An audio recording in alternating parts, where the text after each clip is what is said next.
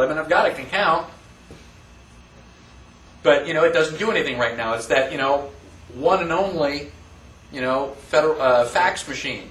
Well, while it's sitting there doing nothing, is it still drawing interest? I think so. I mean, I wasn't even concerned about that. I didn't even ask. But you can go to 3P Gold and check. So as this becomes more and more prevalent and more powerful, then who's going to use Federal Reserve notes? Why would you? You know about the kid that used to take his ball and go home? Well, it's his ball. We can all just leave the field. We don't have to use these anymore. So the Federal Reserve may be there, but it's not going to have any authority. There's nobody playing. Bye. We leave. Thank you very much. I'll get one. You could just pay me out of boredom since you don't. There you go.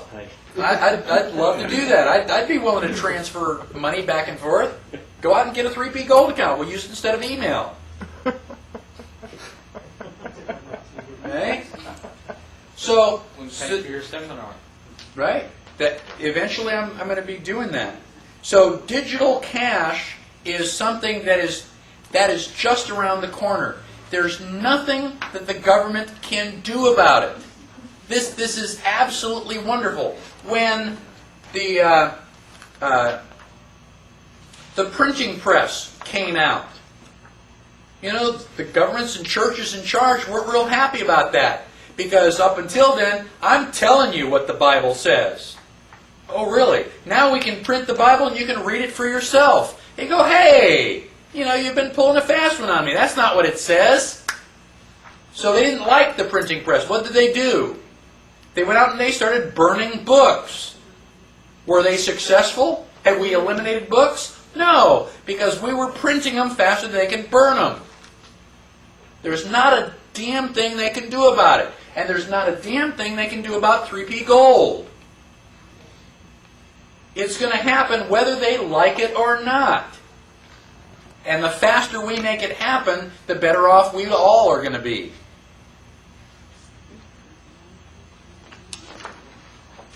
The Libertarian Party, page 34. Now, I really don't care who you vote for, as long as you do not vote Democratic or Republican. Don't keep making the same mistake. Now, if you want my advice, I advise you to vote for the Libertarian Party. They have been around for 30 years. This December, we're having our 30th anniversary. They fight for the right to life, the right to liberty, the right to property.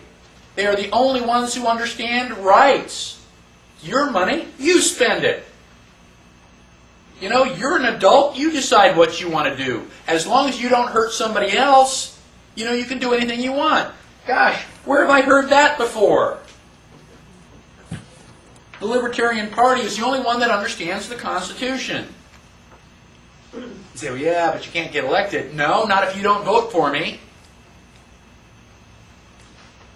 If you were the deciding vote, I'm going to guarantee that I can get everybody else to vote Libertarian, but I need your vote.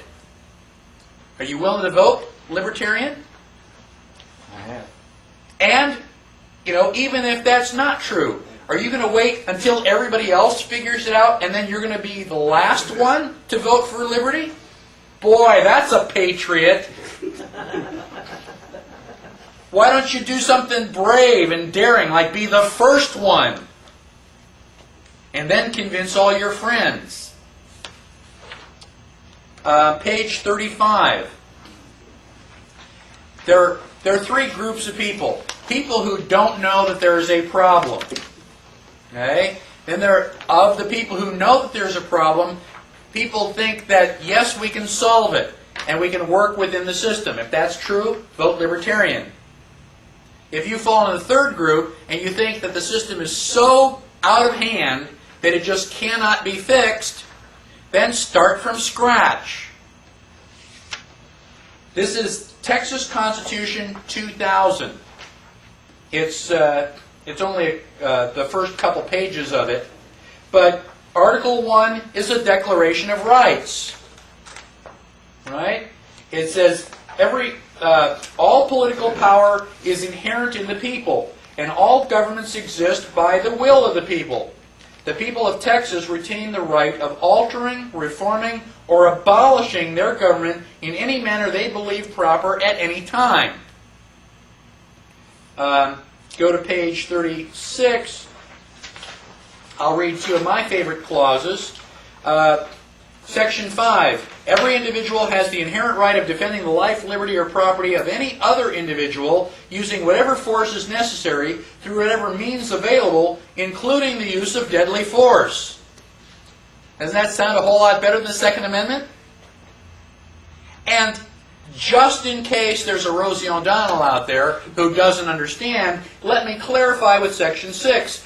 Every individual has the inherent right of owning, using, and carrying arms of any description. Any questions? Article 2 is limits of the government. Government has no inherent rights or powers, neither implicit or explicit. That pretty much sums it up. And you go through. Government shall never, government shall never, government shall never, government shall never.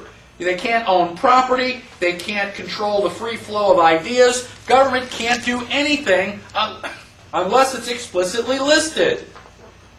Now, this is a constitution with teeth.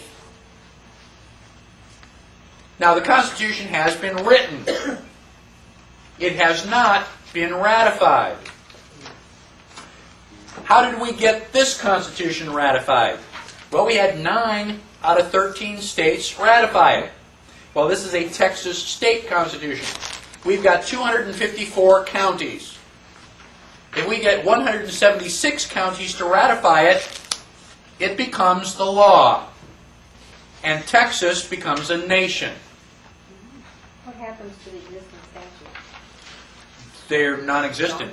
Okay. There is a transition stuff. I mean, we don't expect it to happen overnight, but there is a whole program of how we're going to go from the mess that we're in now to the new government. And I give you the website for that, tcrf.com, Texas Constitution Ratification Fund. And you can read, I think it's about 22 pages. First time I read it, it made me weep. When you said it goes from a country to a nation, I'm not really thinking, I know Bill knows a lot about it. Are you talking? Are we pulling out of the U.S. as a nation, or you mean we would become sovereign again, like we should have been all along as part of the U.S.? No, we would be separate from. Literally, you're 49, we're 1. Still. Yes. Okay. Yes, and Texas is not the only one doing that.